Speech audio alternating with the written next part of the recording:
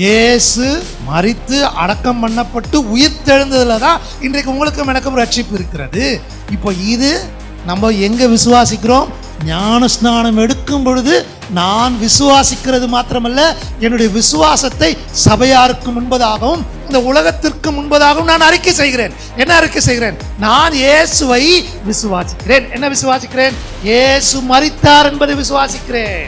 இயேசு மரித்தார் என்று சொல்லி இருதயத்தில் விசுவாசிச்சு நாவல நான் அறிக்கை செய்கிறேன். இப்போ நான் உள்ள போயிட்டு வெளில வரும்போது அவரை கல்லறையில் அடக்கம் பண்ண மாதிரி நானும் என்ன பண்ணப்படுகிறேன்? அவரோடு கூட சேர்ந்து கல்லறையில் அடக்கம் பண்ணப்பட்டு 3ஆம் நாள் உயிர் தெழுந்து வெளில வந்ததற்கு அடையாளமாக அவரோடு கூட இணைக்கப்பட்டவனாக நானும் புதிதான ஜீவன் உள்ளவனாய் நடந்து கொள்வதற்கு நான் வெளில வரேன். அப்ப ஞானஸ்நானம் என்பது பரலோகத்துக்கு போறதுக்கு அல்ல, இயேசுவோடு நம்மை ஐக்கியப்படுத்திக் கொள்வதற்காக, இயேசுவோடு கூட உங்களை அடையாளப்படுத்திக் கொள்வதற்காக.